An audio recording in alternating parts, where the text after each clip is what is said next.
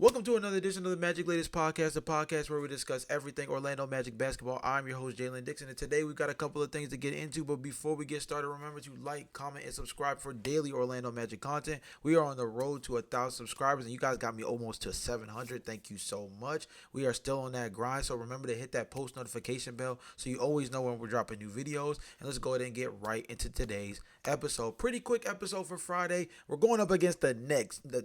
Kind of light. You don't want to take them lightly, but come on now. They've won one game. I'm getting ahead of myself. Let's start with Paolo Banchero. I spoke on it last episode that the likelihood was with the reevaluation, Paolo Banchero would likely miss this Brooklyn Nets game, and then the question would just be how long is the timetable moving forward? Well, the timetable is actually pretty wide open, I guess is the way you could say it. The best way to explain it is by just using the official statement that was put out, which says, an MRI conducted this afternoon confirmed that Orlando Magic forward Paolo Banchero suffered a left groin strain. He sustained the injury in the first half of Wednesday night's game at New York. He will be out against Brooklyn on Friday night, will continue to be evaluated, and his return will depend on how he responds to treatment. Essentially, kind of leaving it open to Paolo and kind of his pain tolerance, essentially, in terms of when he would come back. So, for a little bit of context here, not necessarily to the injury, because that's something that I feel like it happened earlier on in the Knicks game. It was one of those things where it looked like a pretty non-contact injury overall. The real thing I'm referring to when I talk about context is if Orlando is to miss Paolo Banchero for a little bit more time, what would that look like? Well, the first thing is he could miss the Nets game and potentially miss the Rockets game on the road over the weekend on Sunday. The other part of it is that it could potentially slip into the Golden State Warriors game on Tuesday. I think that if we're being realistic here, unless there's some real complications, I think the very latest that Paolo would be back is probably around that Warriors game, if not the Clippers game right after. I think Paolo is only going to miss maybe 2, maximum 3 games due to this, just given the good news that this wasn't already an injury with an extensive amount of time between the next reevaluation. This is something where he is going to essentially be looked at on a day-to-day basis and kind of get a feel for where his pain tolerance is for what he's dealing with, which means that's a good sign, because usually, you look at it like the knee injuries or any kind of ankle injury, usually you'll be reevaluated in 4 to 6 weeks, a la the quad situation / lower hamstring situation for Jalen Green with the Phoenix Suns, or the injury for Trae Young, where I think he also had a 4 to 6 week timetable. When you see that, it automatically gives you a definitive timeline of how long a guy's going to be gone. This is a little bit more wide open, which gives it a little bit more flexibility for him to potentially come back sooner. So get well, Paolo, but in reality, I feel like Orlando should be able to handle business at home against the Nets.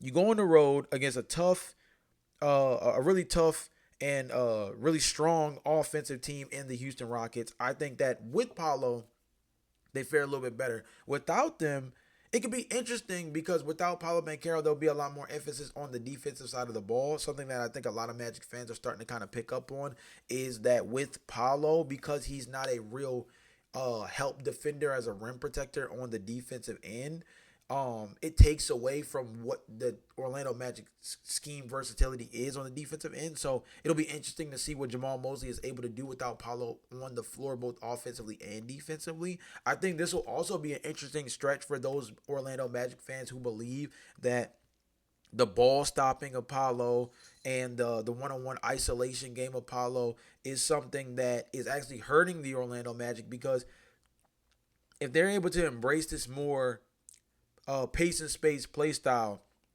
moving the ball, higher assist rate, things of that nature, over even a small sample size without Paolo, it could, in a sense, validate some things. Not necessarily, but it could validate some people's beliefs that Paolo is actually the one that needs to buy in more than it is that Jamal Mosley is hurting the locker room by coaching the way he is.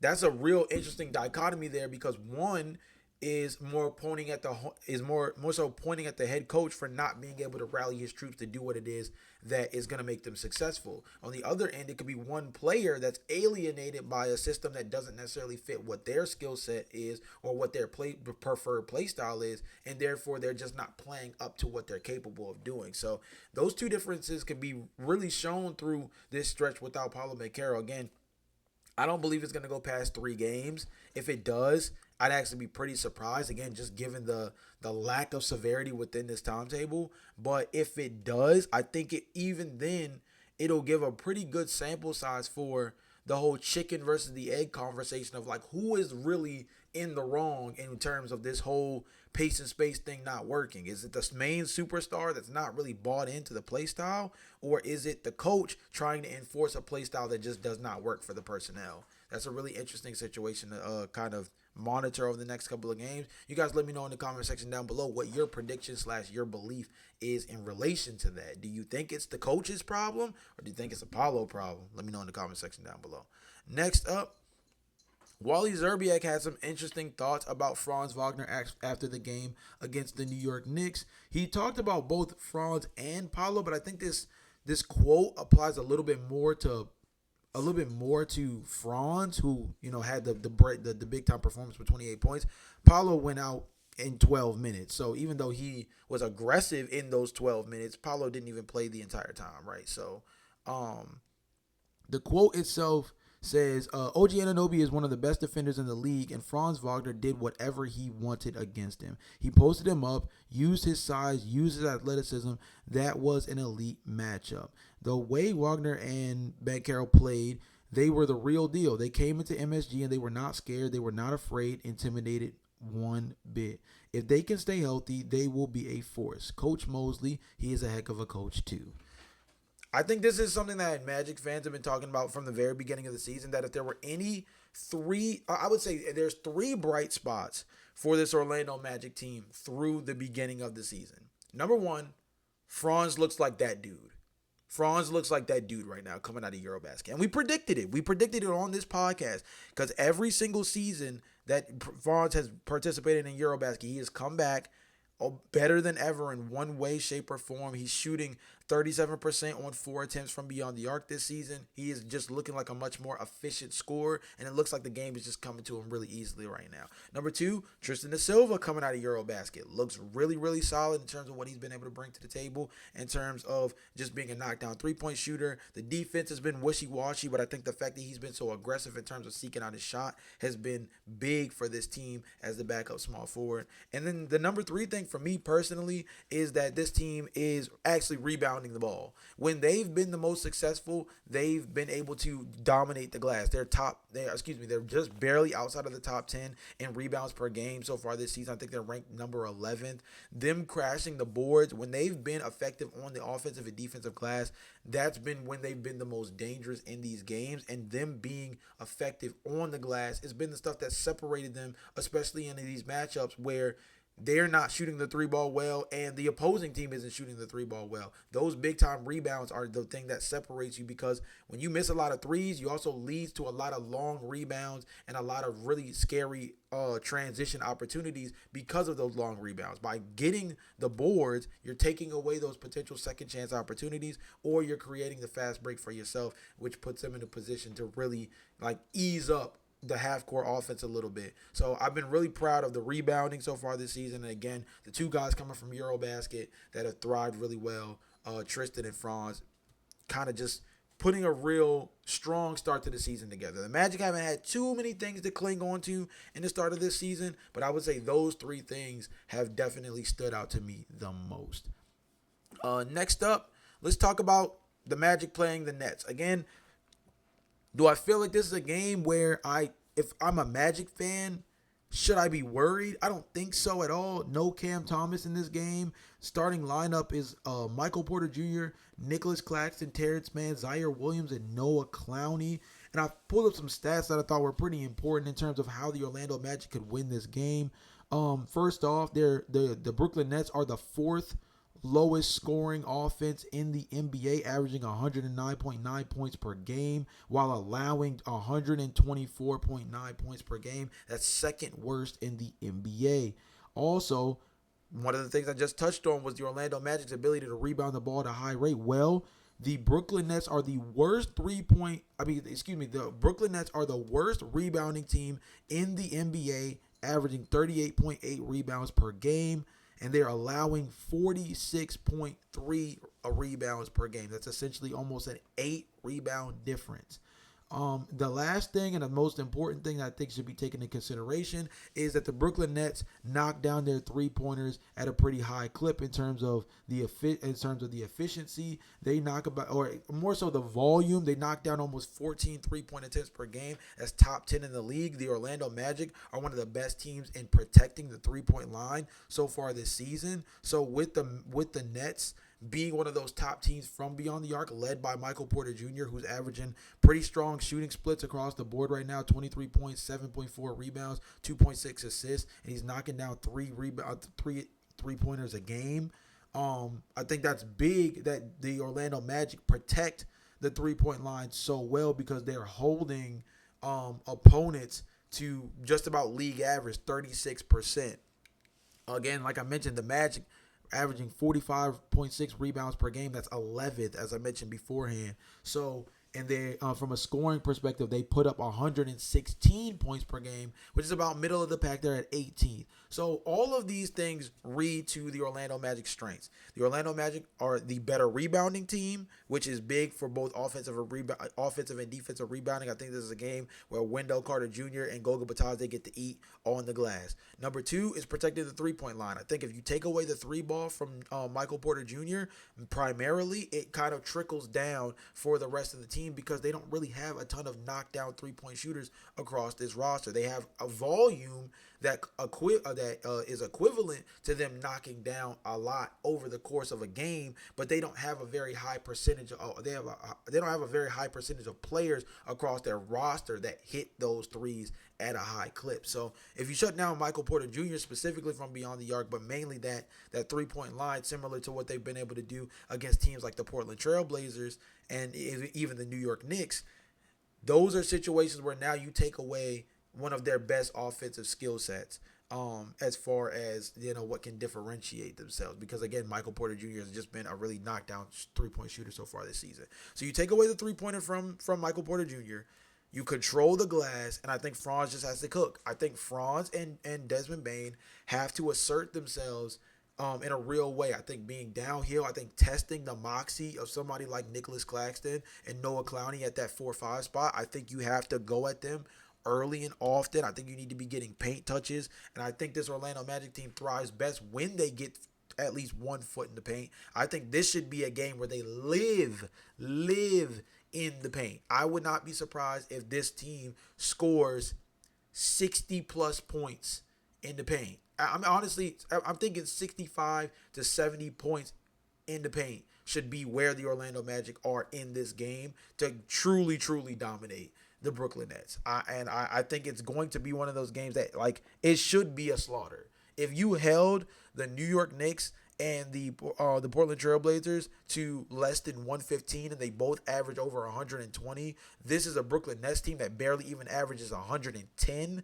This should be an absolute slaughter. So this is another really good get back on the right track game.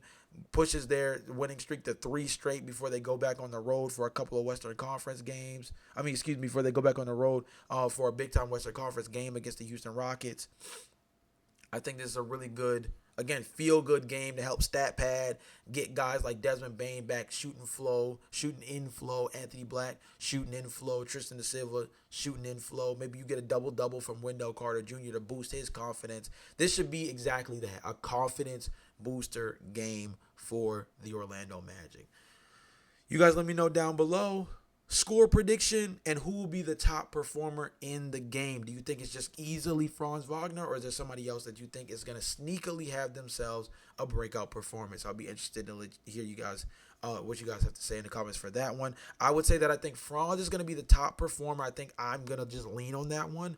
My sneaky breakout performer in this game, I think is Goga Batazde. I think Goga Batazde is sneakily going to finish this game with double-digit points and somewhere around 7 to 8 rebounds. Just got that weird feeling. But you guys let me know in the comment section down below what you guys are thinking. Last but not least, wait a minute. Last but not least, my question of the day, because we didn't get too many comments on last video. Guys, comment section. You guys have been driving these videos.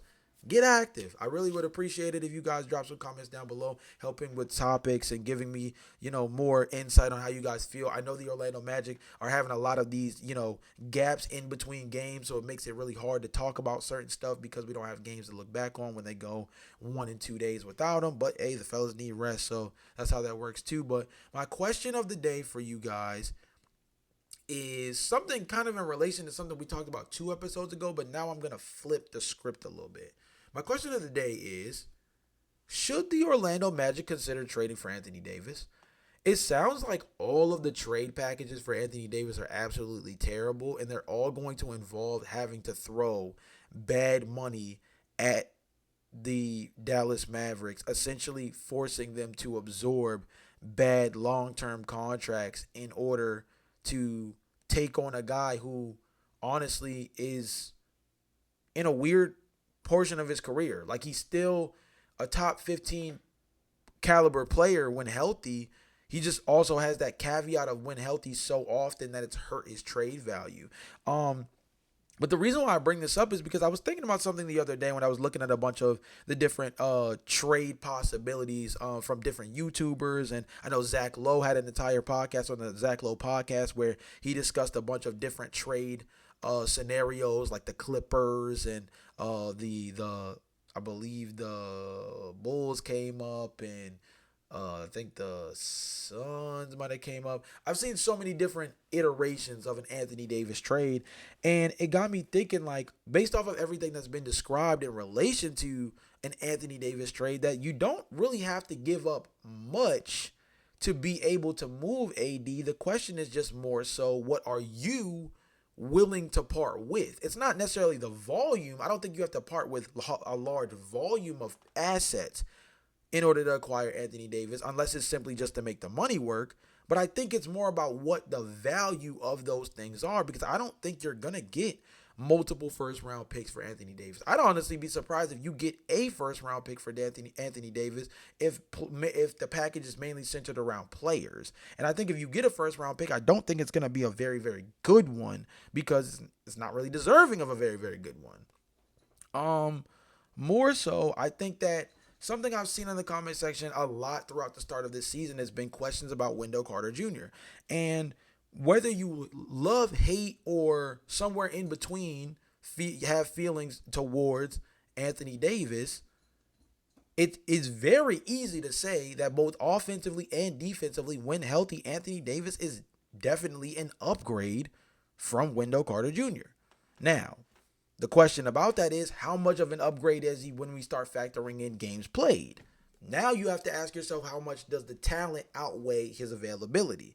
If the talent outweighs the availability enough to the point that you think it's worth making a trade for him, starting him, and having Wendell Carter come off the bench, now you have a really solid situation for yourself. The opposite end of the spectrum is, maybe Wendell Carter is not as bad as we thought. Maybe the grass is not as greener on the other side, going for one of these other centers that might have a higher upside than Wendell, but comes with a little bit of a price tag or a little bit of a caveat that might just not be worth the squeeze. So I'm interested to hear what you guys think in the comment section down below. I brought this up a few episodes ago, talking about how the Miami Heat could potentially land a guy like Anthony Davis or Ja Morant. And we talked about Ja Morant for the Magic, but we've never thought about the idea of someone like Anthony Davis on the Orlando Magic. So you guys let me know in the comment section down below. Anthony Davis on the Orlando Magic, they give up Jonathan Isaac, Jet Howard, probably Tyus to make the money work, in a future first. You let me know down below. Maybe you have to give up Goga Jet and Jonathan Isaac, all for that for getting Anthony Davis. I'm not necessarily sure what the package would look like, but you guys let me know in the comment section down below, what do you guys think would be a good package for Anthony Davis if you think that the Anthony Davis trade is worth exploring, or tell me exactly why you hate it and think that's a terrible idea. But with that all being said, this has been another edition of the Magic Latest Podcast. Remember to like, comment, and subscribe for daily Orlando Magic content. I will see you guys next time, but until then, peace.